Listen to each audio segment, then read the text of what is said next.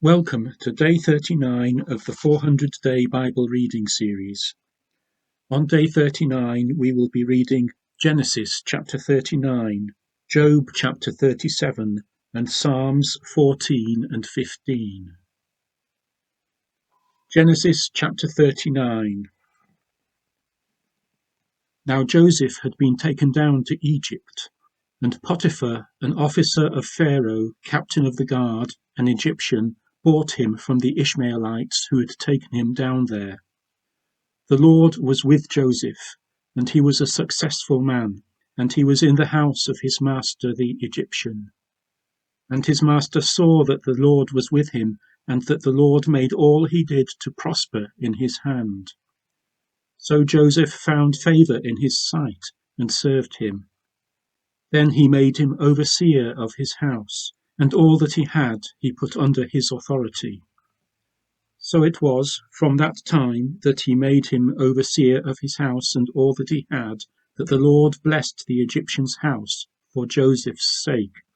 And the blessing of the Lord was on all that he had in the house and in the field. Thus he left all that he had in Joseph's hand, and he did not know what he had except for the bread which he ate. Now Joseph was handsome in form and appearance. And it came to pass after these things that his master's wife cast longing eyes on Joseph, and she said, "Lie with me." But he refused and said to his master's wife, "Look, my master does not know what is with me in the house, and he has committed all that he has to my hand. There is no one greater in this house than I, nor has he kept back anything from me but you, because you are his wife. How then can I do this great wickedness and sin against God?" So it was, as she spoke to Joseph day by day, that he did not heed her, to lie with her or to be with her. But it happened about this time, when Joseph went into the house to do his work, and none of the men of the house was inside, that she caught him by his garment, saying, "Lie with me." But he left his garment in her hand, and fled and ran outside. And so it was, when she saw that he had left his garment in her hand and fled outside, that she called to the men of the house and spoke to them, saying, "See, he has brought in to us a Hebrew to mock us. He came in to lie with me, and I cried out with a loud voice. And it happened, when he heard that I lifted my voice and cried out, that he left his garment with me and fled and went outside." So she kept his garment with her until his master came home. Then she spoke to him with words like these, saying, "The Hebrew servant whom you brought to us came in to me to mock me. So it happened, as I lifted my voice and cried out, that he left his garment with me and fled outside." So it was, when his master heard the words which his wife spoke to him, saying, "Your servant did to me after this manner," that his anger was aroused. Then Joseph's master took him and put him into the prison, a place where the king's prisoners were confined, and he was there in the prison. But the Lord was with Joseph and showed him mercy, and he gave him favor in the sight of the keeper of the prison. And the keeper of the prison committed to Joseph's hand all the prisoners who were in the prison. Whatever they did there, it was his doing. The keeper of the prison did not look into anything that was under Joseph's authority, because the Lord was with him, and whatever he did, the Lord made it prosper.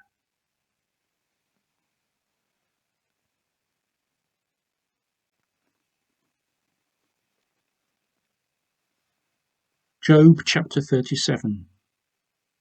At this also my heart trembles and leaps from its place. Hear attentively the thunder of his voice, and the rumbling that comes from his mouth. He sends it forth under the whole heaven, his lightning to the ends of the earth. After it a voice roars. He thunders with his majestic voice, and he does not restrain them when his voice is heard. God thunders marvelously with his voice. He does great things which we cannot comprehend. For he says to the snow, "Fall on the earth," likewise to the gentle rain and the heavy rain of his strength. He seals the hand of every man, that all men may know his work. The beasts go into dens and remain in their lairs. From the chamber of the south comes the whirlwind, and cold from the scattering winds of the north. By the breath of God ice is given, and the broad waters are frozen. Also with moisture he saturates the thick clouds, he scatters his bright clouds, and they swirl about, being turned by his guidance, that they may do whatever he commands them on the face of the whole earth. He causes it to come, whether for correction, or for his land, or for mercy. Listen to this, O Job. Stand still and consider the wondrous works of God. Do you know when God dispatches them and causes the light of his cloud to shine? Do you know how the clouds are balanced, those wondrous works of him who is perfect in knowledge? Why are your garments hot when he quiets the earth by the south wind? With him have you spread out the skies, strong as a cast metal mirror? Teach us what we should say to him, for we can prepare nothing because of the darkness. Should he be told that I wish to speak? If a man were to speak, surely he would be swallowed up. Even now men cannot look at the light when it is bright in the skies, when the wind has passed and cleared them. He comes from the north as a golden splendor. With God is awesome majesty.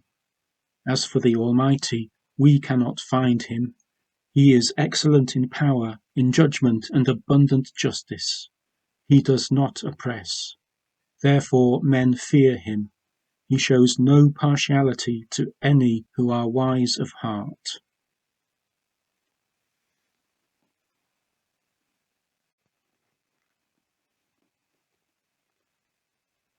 Psalm 14.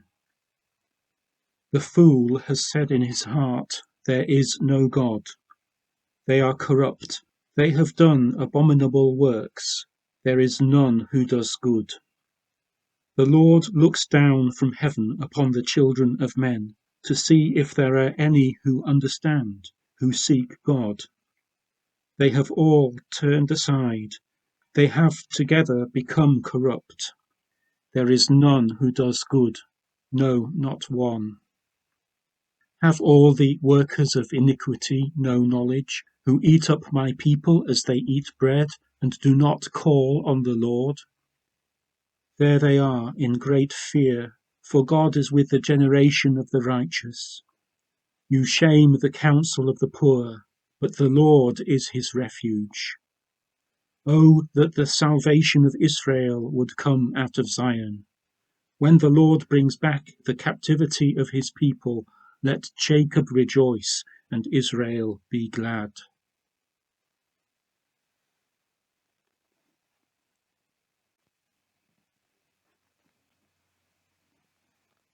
Psalm 15.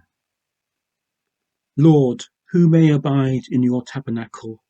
Who may dwell in your holy hill? He who walks uprightly and works righteousness and speaks the truth in his heart. He who does not backbite with his tongue, nor does evil to his neighbour, nor does he take up a reproach against his friend, in whose eyes a vile person is despised, but he honours those who fear the Lord. He who swears to his own hurt and does not change. He who does not put out his money at usury, nor does he take a bribe against the innocent. He who does these things shall never be moved.